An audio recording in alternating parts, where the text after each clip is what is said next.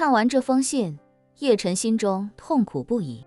这一瞬间，他无比后悔，后悔不该从一开始就对萧初然隐瞒身份，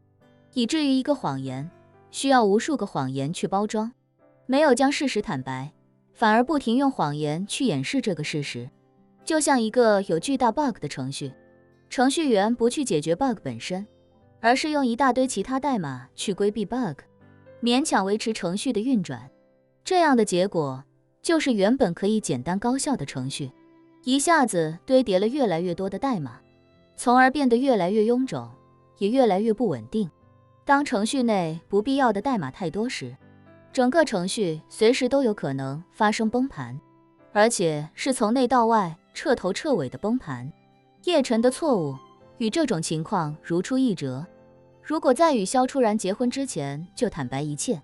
萧初然或许会觉得自己说的都是天方夜谭，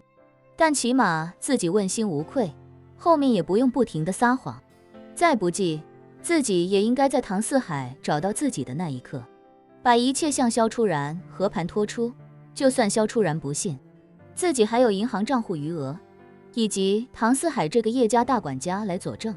可能当时萧初然会比较难以接受，可自己毕竟坦诚相待，他应该也不会离自己而去。想到这里，叶晨不禁以泪洗面，随即他嘴里喃喃自语：唐四海，唐管家。说到这里，他整个人仿佛触电一般，瞬间挺直身体，心神俱震，一大堆问号在他的脑海中纷至沓来。首先，萧初然怎会知道自己身份？其次，就算萧初然能得知自己叶家少爷的身份，又怎会知道自己至今仍然身负血海深仇？再次，一定有一个很了解自己的人告诉了萧初然这一切，这个人是谁？是不是唐四海？还有，究竟是谁在暗中推动，让萧初然做出离开自己的打算以及行动？为什么唐四海失踪这么久，忽然在澳大利亚出现？为什么唐四海在澳大利亚遇袭的信息会好巧不巧的通过萧初然传达给自己？为什么自己刚到澳大利亚，萧初然就走了？这些问题如开闸的洪水一般，凶猛涌入他的识海，搅乱他心神的同时，却也冲刷掉了他心中的疑惑。覆盖于核心表面的泥土，被这思维上的洪水猛冲，立刻就显露了本质。叶晨知道，这一切必定是唐四海暗中操作，一定是他告诉了萧初然自己的身份，一定是他告诉了萧初然自己身负血海深仇，一定是他劝说萧初然离开自己，让自己能心无旁骛地对付破清会，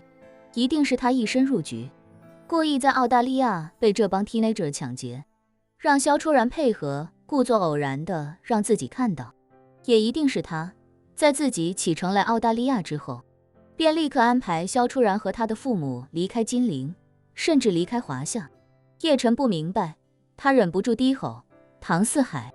唐管家，为什么这几年来我敬你如父，你亦爱我如子，你为什么走得不声不响？你走得不声不响也就罢了，为什么要让初然离开我？为什么？菜菜子通过视频眼看着叶晨泪流满面，眼红如血，痛苦万分的样子，心中心疼无比。他本就聪慧，此时也已经猜到事情的全部脉络。眼见叶晨情绪失控，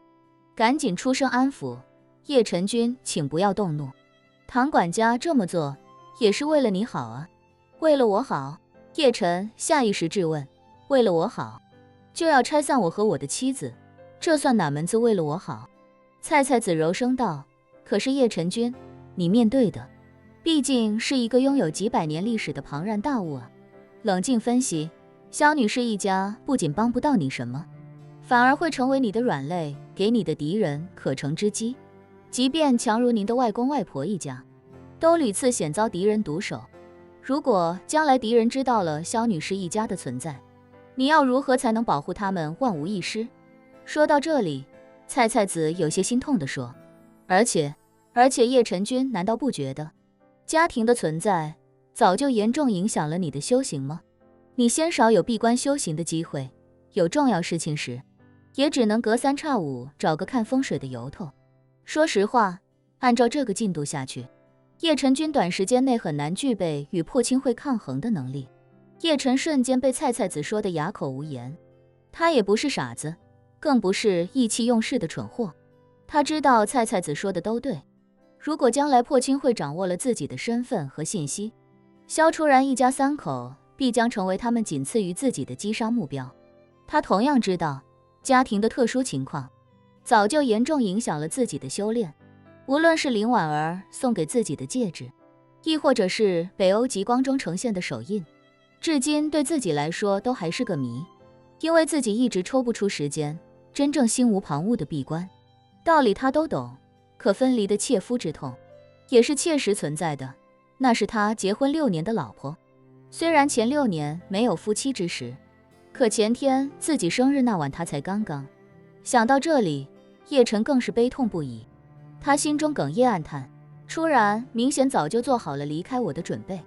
可他还要陪我过完生日，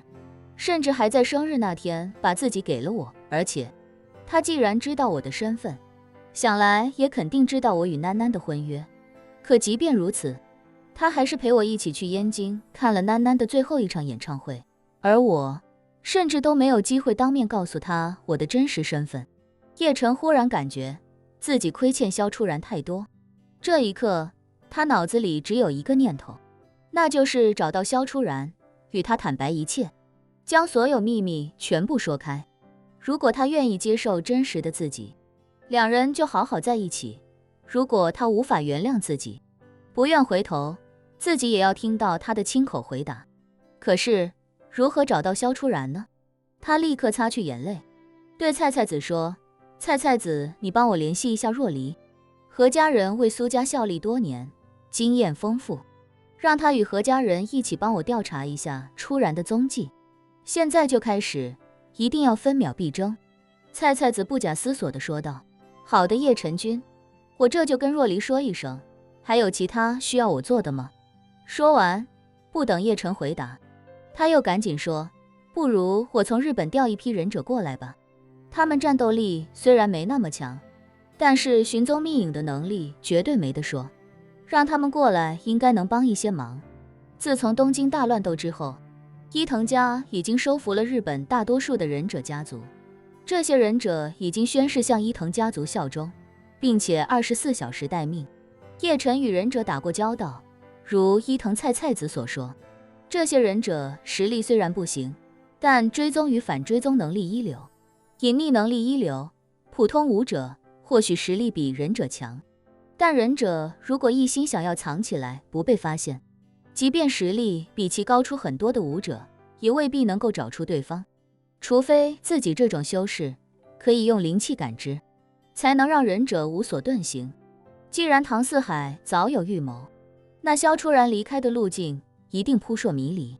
忍者说不定还真能派上大用。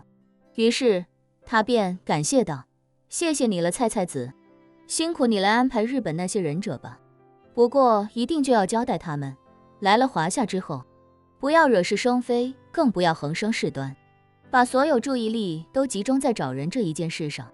没问题叶晨君，菜菜子连忙说，叶晨君跟我不用这么客气，不只是那些忍者，只要叶晨君一句话，整个伊藤家族上上下下皆听君号令。叶晨心中感动，却也没有总是将谢谢挂在嘴边，而是认真说，菜菜子，既然初然能在家里给我留下信件，证明他离开的路径就是从家里开始的，让何家立刻开始着手调查，等你们的忍者过来，让他们与若离碰个面，暂时听从若离调度。苏若离的能力，叶晨早有领教，他年纪轻轻就能带领苏家大批高手远渡日本，将松本家族灭门。若不是遇到自己，那一次定能顺利撤离，完美完成任务。让他来指挥行动，绝对没问题。